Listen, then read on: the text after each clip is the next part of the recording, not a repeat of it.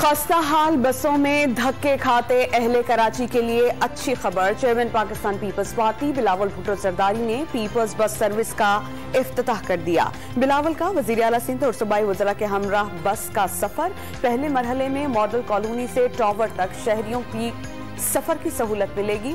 बस का कम से कम किराया 25 और ज्यादा से ज्यादा 50 रुपए होगा।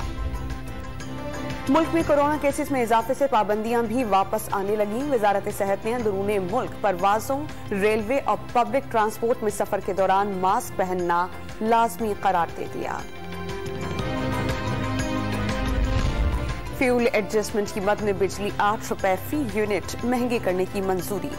बिजली ना बनाएं तो लोड शेडिंग, बनाएं तो महंगी होने का डर। अल्लाह का वास्ता है दरामदी फ्यूल पर प्लांट्स ना लगाए जाएं। चेयरमैन नाट्रा का सेंट्रल पावर परचेजिंग अथॉरिटी के नुमाइंदे से मुकालमा।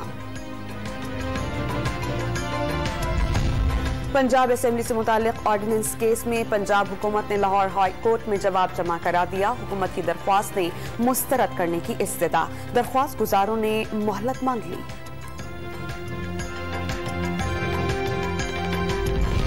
तहरीक इंसाफ ने जलसे के लिए इस्लामाबाद इंतजामिया से इजाजत तलब कर ली। 2 जुलाई को जलसे के लिए सिक्योरिटी इंतजाम किए जाएं। अली नवाज आवान और फैसल जावेद की डिप्टी कमिश्नर को दरख्वास्त। पीटीआई लॉन्ग मार्च के दौरान तोड़फोड़ के मुकदमे में परवेज खट्टर की उबूरी जमानत मंजूर। इस्लामाबाद की अदालत का 5-5 हजार रुपए मिचल के जमा कराने का हुक्म। पेशावर हाई कोर्ट ने अली अमीन गंडापुर की राहदारी जमानत में 8 जुलाई तक तौसी कर दी।